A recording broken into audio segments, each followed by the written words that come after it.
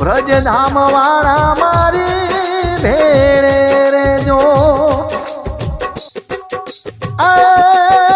તારો ભરોસો નહીં તોડું મારા રામદેવ તારો ભરોસો નહીં મેલું મારા રામદેવ જાણી લેજો વ્રજધામ વાળા રે સાંભળી લેજો દ્વારકા વાળા રે ભાલાવાળા રે હવે ભેળે રેજો લાજો રાખજો વ્રજધામ વાળા રે ભાલાવાળા રે મારી ભેળે રેજો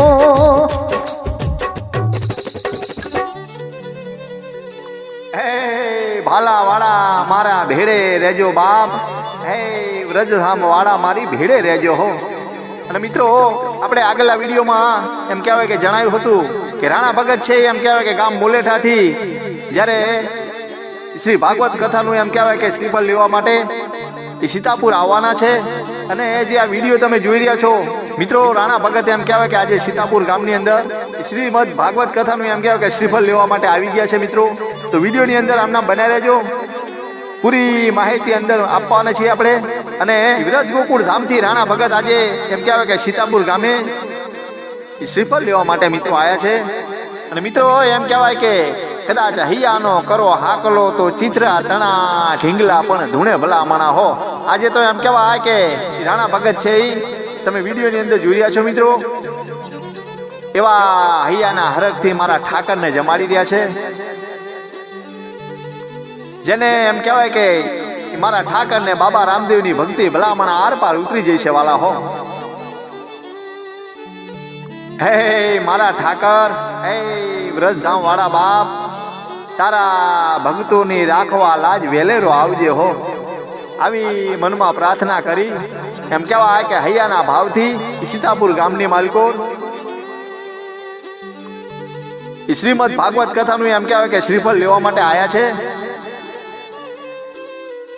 અને તમામ ભાઈ ભક્તો એમ કહેવાય કે હૈયાના હરખથી વાગતા ઢોલે આજે શ્રીફળ લેવા માટે જઈ રહ્યા છે મિત્રો, જેને એમ કહેવાય કે મારા ઠાકરની માળા, મારા દ્વારકા વાળાની માળા, મારા વ્રજધામ વાળાની માળા હાથમાં લઈ અને એવા હૈયાના હરખથી ધીરે ધીરે હાલ્યા જાય છે રાણા ભગત ભલામણા હો. અને આજુબાજુના એમ કહેવાય કે એ સેવકો છે એવા હરખથી વાગતા ઢોલે શ્રીફળ લેવા જઈ રહ્યા છે. તો મિત્રો આમના વિડીયોની અંદર બન્યા રહેજો, અને વિડીયોની અંદર તમામ માહિતી આપેલી છે. અને તમને જો મોજ આવે તો અમારી ચેનલ સબસ્ક્રાઈબ કરજો વાલા. હે દ્વારકા વાળા, હે વ્રજધામ વાળા બાપ, રાણા ભગતની રાખજે લાજ હો.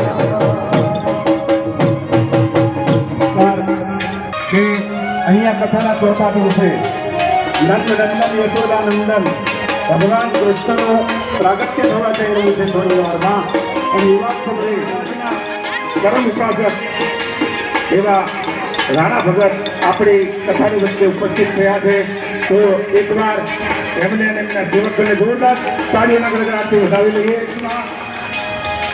દાત્રાણા જિલ્લો ભાવનગર, તાલુકો બરવાળા, રામદેવ અને ફાગણ સુદ બીજથી શ્રીમદ ભાગવત કથા મુલેઠા, તાલુકો સિનોર, જિલ્લો વડોદરા, મુલેઠા મુકામે એમના સાનિધ્યમાં એમના તત્વાધાનેશ્વર રામદેવ પીરની અસિત કૃપાથી ભાઈના શ્રી મુખે શ્રીમદ ભાગવત જ્ઞાન યજ્ઞ થવા જઈ રહ્યો છે, જેનું મુહૂર્ત શ્રીફળ દેવા ભગવત વધાર્યા છે. તો પુનઃ એકવાર જોરદાર તાળીઓથી વધાવી લઈએ.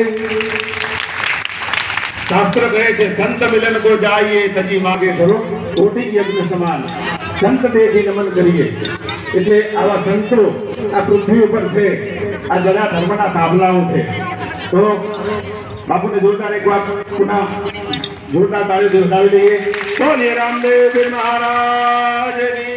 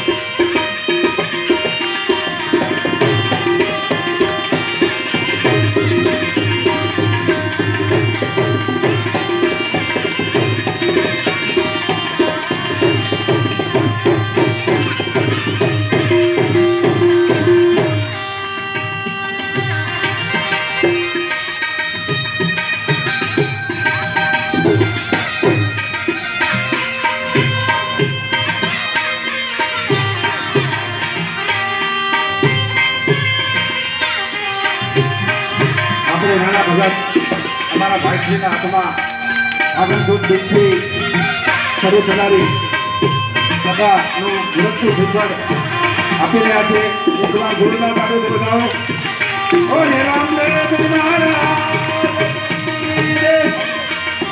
રામદેવ ભક્તિ જગ્યામાં જ્યાં કથા થાય છે અને રામદેવજીના પરમ પાછળ રાણા ભગતના ત્યાં કથાઓ થવા જઈ રહી છે. ગુરુના પાડે બતાવો. અન્ય બધાનું અભિવાદન કરીએ.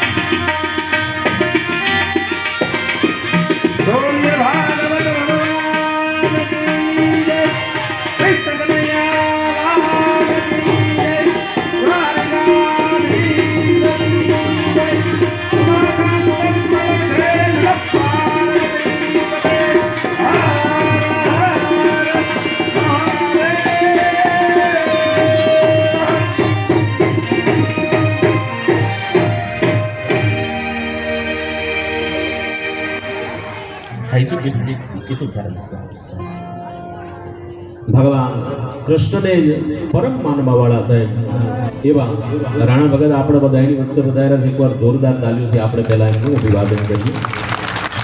આપણું સૌભાગ્ય છે સાહેબ અને અમારું પણ વધારે પડતું સૌભાગ્ય. અને આવનારા સમયમાં ફાગણ મહિનામાં ફાગણ સુદ બીજથી લઈ અને ભાગવત કથાનું આયોજન મોલેઠા તાલુકો સિનોર અને જિલ્લો વડોદરા અને ત્યાં એ જે કાંઈ પણ નર્મદા મૈયાની પરિક્રમા કરવાના માટે થઈને માણસો હજારોની સંખ્યાની અંદર માણસો ત્યાં પરિક્રમા કરતા હોય છે. એમના માટે થઈ અને રહેવાને માટે એમની ભોજનની વ્યવસ્થાને માટે થઈને સરસ મજાની એક ધૂણી દખાવી છે રાણા ભગતે. તો ત્યાં આવનારા સમયમાં શ્રીમદ ભાગવત કથાનું આયોજન થવા જઈ રહ્યું છે. તો બાપુ અત્યારે શ્રીફળ દેવાને માટે થઈને આવ્યા છે. પુનઃ એકવાર એમને જોરદાર તાલીઓથી આપણે વધાવી લઈએ. અને બાપુએ મને કીધેલું છે, રાણા ભગતે મને કીધેલું છે, મને કે બાપુ કથામાં એટલું જ કહેજો કે આજે આપણી જે કથા ફાગણ મહિનામાં સુદ બીજથી શરૂ થાય છે તો સીતાપુરમાં મારા સેવકો તો ઘણા બધા છે, પણ એની સાથે સાથે અન્ય પણ ગ્રામજનોને પણ સાદર આમંત્રણ છે કે બધાય કથાની અંદર એકાદ દિવસ આપણી અનુકૂળતા પ્રમાણે પણ લાભ લેજો. આવું બાપુનો આગ્રહ છે. તો પુનઃ એકવાર બાપુને આપણે વધાવી લઈએ.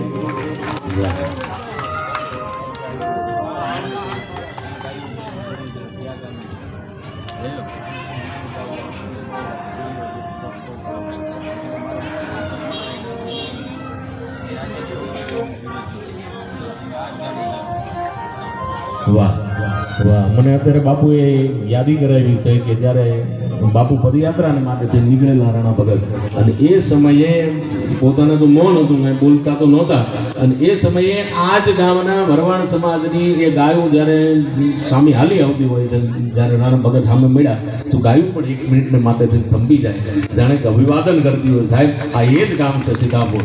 બાપુએ મને અત્યારે યાદ તાજી કરાવી છે. બહુ સરસ બાપુ, ખૂબ આનંદ થયો બાપુ.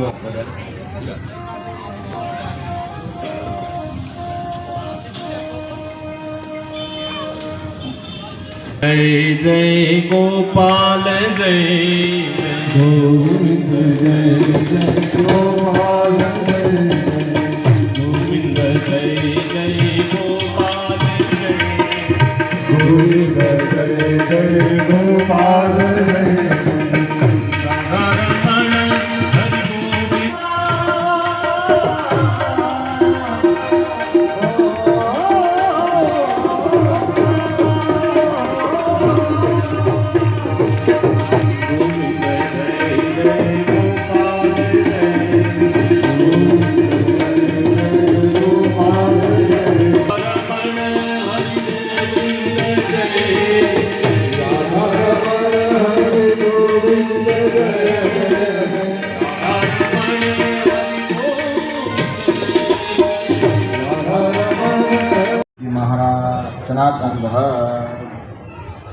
ભાગવત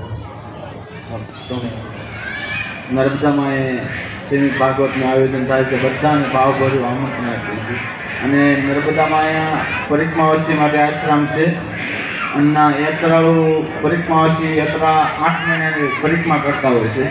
અને નર્મદામાં મહત્વ એવું છે કે જે ભારત દેશની અંદર 999 છે બધી, અને પરિક્રમા તો નર્મદામાંની એક જ થઈ શકે છે.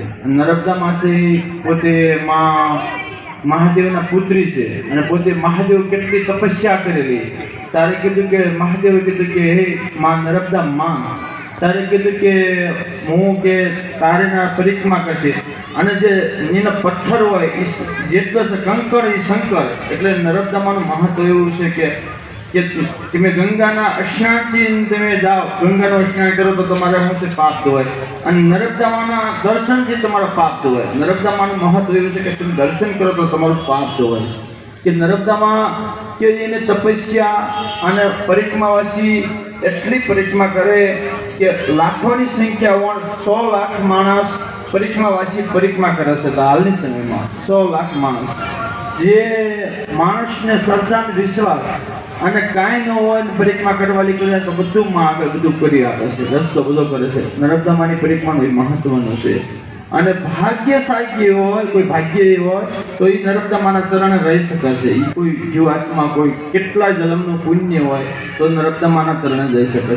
એટલે બધા જે આ ગામની અંદર આવ્યા, સીતાપુરની અંદર જ્યાં આવ્યા છે એમને નાળિયેર લેવા માટે કથાનું, તો બધાને ભાવભર્યું મેં આમંત્રણ આપ્યું છે કે બધા આવજો, કથાની અંદર જે કથામાં બધા આવજો. અને તમારું તો આયોજન છે, તેમ બધા પધારજો એ બધાને વિનંતી કરવી છે. અને આવજો. બોલો નર્મદે માં દ્વારકાધીશ. હર હર હર મહાદેવ.